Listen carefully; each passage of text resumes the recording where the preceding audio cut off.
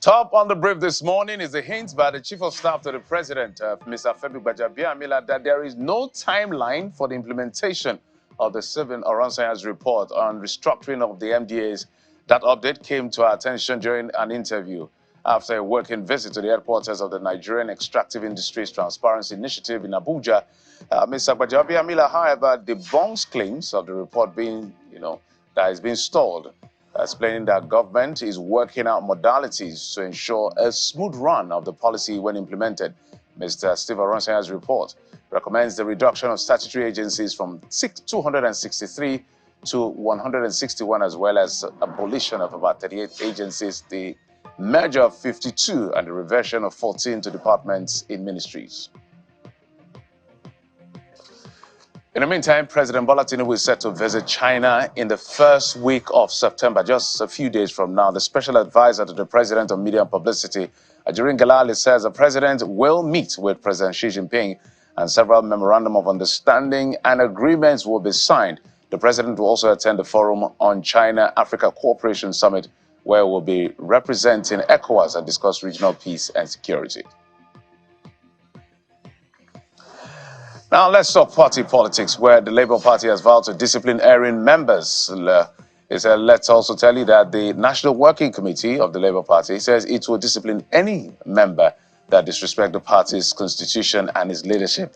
Addressing a news conference against the backdrop of a recent engagement with Governor Alex Otti of Abia State, the party's national chairman, Mr. Julius Abure, maintains that Labour Party has no leadership vacuum and therefore faults the governor's plans to convene a national conference to set up a caretaker committee. Mr. Abure maintains that the party will discipline any member who disrespects the party's constitution and its leadership, no matter how highly placed the person may be.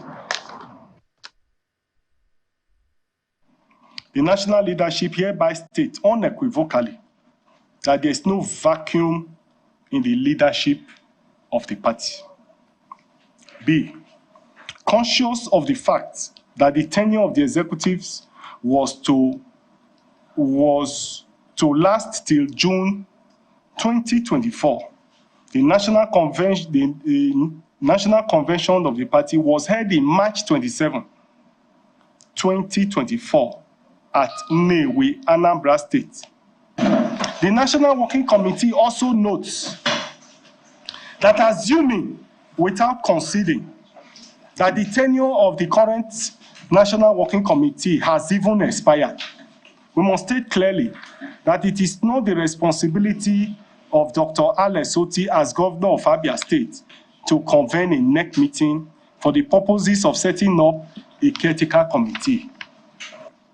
The National Working Committee of the Labour Party urges all members of the party to play by the rules, pay respect to the national leadership of the party. The party will not hesitate henceforth to discipline any member of the party, however highly placed, who is not ready to obey the constitution of the party and indeed obey the lawful directive of the leadership of the party.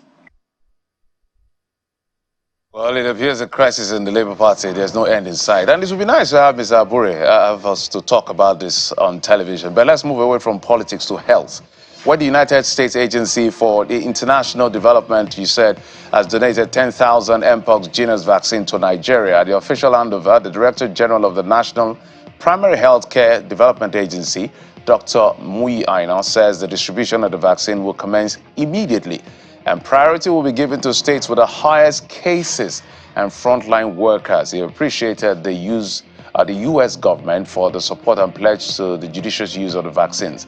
So far, Nigeria has confirmed 40 cases of Mpox, as it's called, across 36 states of the Federation. 33 states of the Federation, I should say. What we are going to be doing with that is to prioritize where we deploy them based on where the need and the impact will be greatest. Because of the nature of the virus and how it is transmitted, it is through contact and exposure to sick people. We believe our frontline health workers are at particular risk. We are also going to prioritize states that have had the highest number of cases. Many of them are in the south, but of course we're going to have to work with the states to develop state-specific plans, to make sure that the vaccine is appropriately deployed. Let's stay with health. The Lagos State government has announced that there is no active case of Mpox in the state, but it is concerned about the air, sea, and border travelers who may bring the disease into the state. This is according to the Commissioner for Health, Professor Aki Abayomi, who made this comment during a press briefing in Lagos. He says, aside from body contact transmission, sexual transmission is also on the rise with the declared IB variant spreading in Central Africa.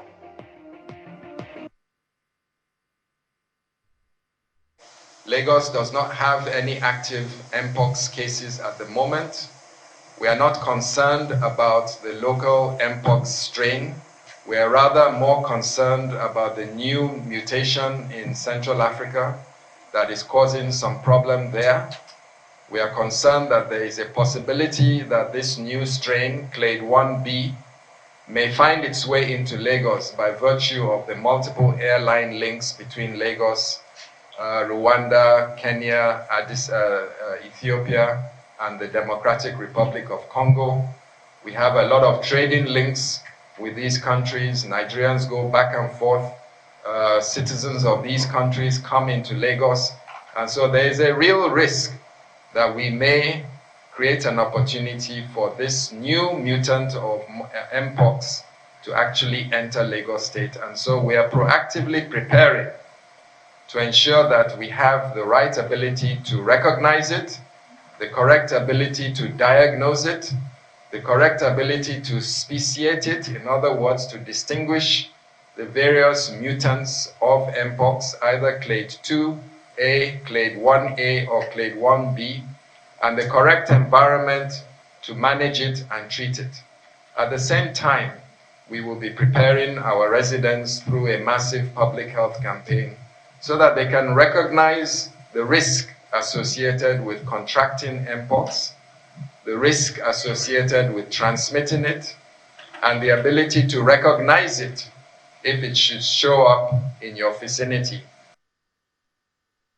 Let's talk about other stories. ECOWAS has presented a 5-year strategic plan to rejuvenate the region's peace fund through resource mobilization for capacity development of the regional bloc. The ECOWAS Peace Fund is an instrument for supporting the implementation of the conflict prevention, management, resolution, peacekeeping, and security in ECOWAS. At a joint consultation meeting, the ECOWAS Peace Fund manager, Mr. Diodone Nikema, emphasized that the streamlined coordination of the donor-funded project in the peace and security sector will foster enabling environment for peace and security in West Africa.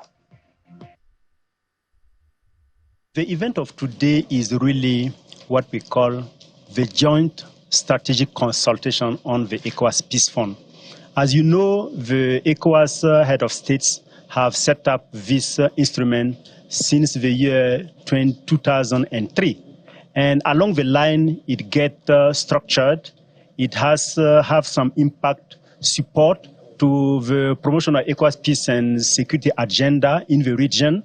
And as a living body, it has to address some challenges because our region itself is facing different challenges. So the purpose of this meeting that is gathering us for 3 days is to get all the stakeholders so that together they can see what is the best structure we can have for the Peace Fund in order for it to be fit for purpose, in order for it to become very strong, enabled to mobilize more resources and also to manage resources for the well-being of the ECOWAS communities along all the 15 member countries. So we have here a representative from ECOWAS Commission, from ECOWAS specialized agencies, from development partners, and it is really a good time for us to reflect together and see how we can cross-fertilize our ideas to make it very strong and to respond to the needs of our different communities.